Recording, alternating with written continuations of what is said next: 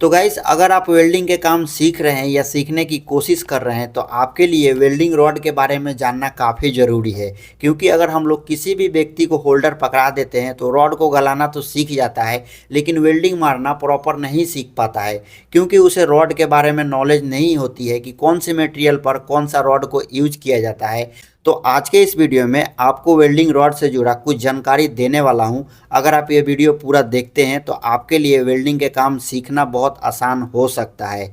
तो बने रहिए वीडियो में शुरू से अंत तक। मैं हूं इम्तियाज, आप देख रहे हैं मैकेनिकल टेक्नीशियन। आइए दोस्तों, आज के वीडियो शुरू करते हैं। दोस्तों, बहुत ऐसे लोग हैं जब वेल्डिंग के काम सीखने की कोशिश करते हैं तो उनको लगता है कि होल्डर हमारे हाथ में अगर मिल जाए तो हम बहुत जल्द वेल्डर बन जाएंगे, लेकिन ऐसा नहीं है। अगर आप कहीं काम सीखने जाते हैं, वहाँ पर आपको होल्डर नहीं मिलता है तो क्या आप एक सस्ते से वेल्डिंग मशीन कीन के पकड़ लीजिए होल्डर, तो उससे क्या हो जाएगा कि आप अच्छे काम सीख जाएंगे? नहीं दोस्तों, मेन जानकारी होता है कि होल्डर को कैसे पकड़ना होता है, कौन से रॉड को कहाँ पर यूज किया जाता है, किस धातु में वेल्डिंग करने के लिए। जैसे कि बहुत ऐसे बेसिक जानकारी होते हैं कि लोग शेयर नहीं करना चाहते और बताना भी नहीं चाहते हैं, क्योंकि उन्हें लगता है कि ये सब बताना तो टाइम का वेस्टिंग है। तो इसीलिए अगर आप ये वीडियो देख रहे हैं तो इसमें आपको कुछ जानकारी मिल जाएगी वेल्डिंग रॉड से जुड़ा। जैसे कि मैं आपको बताने वाला हूँ, हमारे पास यहाँ पर एक रॉड रखी हुई है और ये वाले जो रॉड है आप यहाँ पर इसके नंबर देख सकते हैं।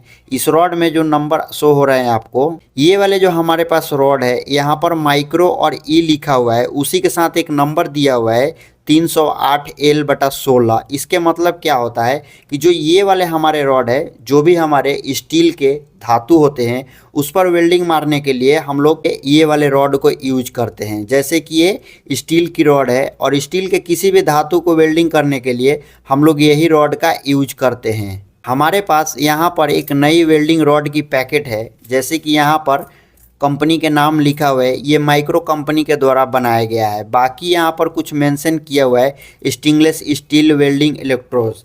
जहाँ पर भी हम लोग वेल्डिंग मारेंगे इस वेल्डिंग रॉड से, जो हमारे स्टील के किसी मटेरियल अगर आप बना रहे हैं तो वहाँ पर आप अगर वेल्डिंग मारते हैं इस रॉड से तो क्या होगा कि रस्ट लग जाते हैं, जंग लग जाता है। आपने देखा होगा वेल्डिंग करने के बाद कुछ टाइम के बाद जंग लगता है, लेकिन ये वाले जो रॉड हैं इस रॉड से वेल्डिंग करने से वहाँ पर जंग नहीं लगेगी। इसीलिए यहाँ पर लिखा हुआ है स्टेनलेस स्टील।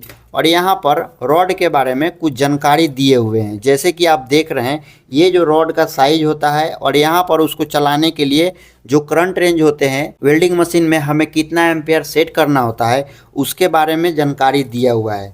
बाकी यहाँ पर आप पैकेट पर देख रहे हैं कि इस पैकेट के अंदर जो भी वेल्डिंग रॉड है उसके साइज यहाँ पर मेंशन किया हुआ है। जैसे कि यहाँ पर साइज mm में वेल्डिंग रॉड का लिखा होता है, तो यहाँ पर 2.5 mm का रॉड है और 350 mm लेंथ का यहाँ पर वेल्डिंग रॉड इस पैकेट में है। जैसे कि मैं यहाँ पर हमारे पास खुली हुई पैकेट थी, उसमें से हमने 4 पीस रॉड निकाल लिए हैं। तो इसमें आपको जहां कहीं भी आप स्टील के मटेरियल पर वेल्डिंग मार रहे हैं तो वहां पर आपको लोहे के रॉड यूज नहीं करना है और ना ही आपको एल्युमिनियम का रॉड यूज करना है, ना ही आपको पित्तल का रॉड यूज करना है। उससे क्या होगा कि उस पर आप वेल्डिंग करेंगे, जैसे कि स्टील के रॉड से लोहे पर वेल्डिंग करते हैं तो उतनी अच्छी वेल्डिंग नहीं होता है। वहीं अगर स्टील के रॉड से स्टील के ऊपर वेल्डिंग करते हैं तो वहाँ पर बहुत अच्छी फिनिशिंग आती है और जो पकड़ होता है वो पकड़ का भी काफ़ी हेवी मजबूत होता है। क्योंकि जो स्टील के रॉड होते हैं वो स्टील के रॉड हमारी हार्ड होती है और जो स्टील के मटेरियल होता है वो स्टील के मटेरियल भी हार्ड होता है। हमारे पास ये वाले जो वेल्डिंग रॉड है ये हमारे स्टील के वेल्डिंग रॉड है और किसी भी रॉड को आप पैकेट के सिवा भी पहचान सकते हैं। तो उसको पहचानने के लिए किसी भी प्रकार के आप वेल्डिंग रॉड यूज करते हैं, उस वेल्डिंग रॉड के ऊपर में उसके नंबर वगैरह लिखे होते हैं और वो रॉड कौन से काम के लिए यूज करेंगे वो सारा डिटेल्स यहाँ पर लिखा होता है। जैसे कि आप देख रहे हैं कि 308L ग्रेड का हमारे ये वेल्डिंग रॉड है, इसको हम एसएस के मटेरियल पर वेल्डिंग करने के लिए इस रॉड को यूज करेंगे। तो जब भी आप वेल्डिंग रॉड देखते हैं और वहाँ पर अगर आपको बताया जाता है कि एसएस का वेल्डिंग रॉड लाओ, तो आपको अगर पैकेट खुली हुई है तो यही चीज़ देखना है। तो ये चीज़ देखकर आप पहचान सकते हैं कि हमारे ये वाले स्टील के रॉड हैं और किसी भी स्टील के मटेरियल पर वेल्डिंग करने के लिए आपको यही वाले रॉड को यूज करना होगा। जैसे कि यहाँ पर लिखा हुआ भी है वेल्डिंग रॉड के ऊपर स्टेनलेस स्टील लिखा हुआ है, तो इससे आपको समझ जाना है कि ये स्टील के रॉड है। स्टील के ग्रेड में और भी बहुत सारे रॉड आते हैं जो कि मार्केट में जहाँ भी जिस हिसाब से मटेरियल होता है उस हिसाब से हम लोग मंगाते हैं, यूज करते हैं। जैसे कि 309 भी आता है, 307 भी आता है, 8 भी आता है। तो जो ज़्यादातर मार्केट में आपको स्टील के रॉड मिलेंगे वो 308 एल का ही स्टील का रॉड ज़्यादातर मार्केट में मिलेंगे। अब अगर बात करते हैं कि इस रॉड को यूज करने के लिए आपको कितना करंट रेंज रखने होंगे, जैसे कि जो 10 नंबर के रॉड होता है उसको हम लोग 80 से 100, 120 या 140 इस प्रकार से यूज करते हैं। वहीं अगर 12 नंबर की रॉड होती है तो उसको 80 से लेके 100, 120 मतलब जिस प्रकार के वेल्डर होते हैं अपने कंफर्ट के हिसाब से उस रॉड को यूज करते हैं। जब भी आप वेल्डिंग मार रहे हैं तो आपको ये चीज़ ध्यान रखना होगा कि बहुत स्पीड से आपके वेल्डिंग रॉड नहीं गलनी चाहिए, क्योंकि बहुत स्पीड से अगर वेल्डिंग रॉड गल रहा है मतलब कि आपके जो करंट रेंज है वो ज़्यादा है, इसीलिए बहुत स्पीड से वेल्डिंग रॉड गलता है। तो आपको थोड़ा सा करंट कम करके वेल्डिंग करेंगे तो उससे क्या होगा कि अच्छी लेयर आएगी और अच्छी पकड़ बनेगी।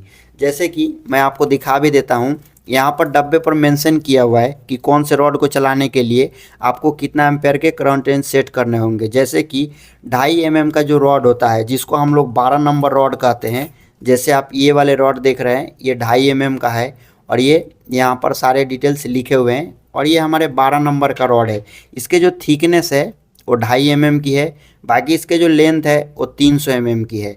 तो यहाँ पर 2.5 mm लिखा हुआ है और हमारी ये रॉड 2.5 mm की है, तो 60 से 80 एम्पेयर के करंट हम लोग इसको यूज करेंगे चलाने के लिए। बहुत केस में क्या होता है कि वेल्डिंग करते हैं ना जब तो चिपकता है, तो उस केस में थोड़ा सा करंट बढ़ा लेते हैं, तो आप ऐसे बढ़ा के प्रैक्टिस कर सकते हैं। उसके बाद जो 315 के रॉड होता है, जैसे कि हम लोग उसको 10 नंबर कहते हैं आम जबान में, तो उसको चलाने के लिए 80 से 110 करंट रेंज सेट करते हैं। लेकिन अगर इतना में नहीं होता है, अच्छे लेयर नहीं लगते हैं, रॉड चिपकता है बार बार, तो हम लोग क्या करते हैं कि थोड़े से करंट बढ़ा के उस रॉड को भी यूज कर लेते हैं। उसी के साथ यहाँ पर 4 mm के जो रॉड है उस 4 mm को रॉड को चलाने के लिए 110 से 150 एम्पेयर के करंट रेंज सेट कर सकते हैं, जिसको 8 नंबर वेल्डिंग रॉड कहा जाता है। उसके नीचे में यहाँ पर 5 mm मोटी रॉड दिया हुआ है, तो 150 से लेके 180 एम्पेयर तक का करंट रेंज सेट कर सकते हैं और उसको भी बहुत अच्छे प्रकार से चला सकते हैं। 10-20 ऊपर नीचे हो सकता है, क्योंकि बहुत केस में जब हम वेल्डिंग मारते हैं तो हमारे रॉड चिपकता है, तो इसीलिए हम लोग थोड़ा सा ज़्यादा करंट रेंज करके और वेल्डिंग रॉड को यूज कर लेते हैं। लेकिन एक चीज़ आपको बताना चाहूँगा कि जब भी आप वेल्डिंग कर रहे हैं तो उसमें आपको सबसे पहले मेन चीज़ होता है कि जिस भी धातु में आप वेल्डिंग कर रहे हैं उसी धातु का वेल्डिंग रॉड यूज करें, तभी आप अच्छे प्रकार से वेल्डिंग मार सकते हैं और अच्छे कारीगर बन सकते हैं। जैसे कि हमने आपको स्टील के रॉड के बारे में आज की इस वीडियो में दिखाया, दूसरे किसी वीडियो में लोहे के रॉड के बारे में आपको दिखाऊंगा। जो लोहे के नॉर्मल जंगला ग्रिल गेट बनता है उस मटेरियल में जो रॉड को यूज किया जाता है वो नॉर्मल रॉड होता है, वो हर जगह अवेलेबल होता है। स्टील के जो काम करते हैं स्टील के मटेरियल पर वेल्डिंग मारने के लिए, तो स्टील का रॉड को यूज किया जाता है। पर आप देख रहे हैं कंपनी का नाम लिखा हुआ है और E308L मतलब ये हमारे स्टील के रॉड है और स्टील के रॉड पर 308L लिखा होता है। ये चीज़ आपको ध्यान में रखने होंगे। तो आई होप कि ये वीडियो आपको पसंद आया होगा, तो वीडियो को कर दीजिए एक लाइक, अपने दोस्तों के साथ शेयर करिए। हमारे चैनल पर नए हैं, चैनल को सब्सक्राइब करके बेल नोटिफिकेशन को ऑल प्रेस करिए। मिलते हैं एक और नए वीडियो में। इससे जुड़ा कोई डाउट है आपके मन में, आप हमें कमेंट करके पूछ सकते हैं।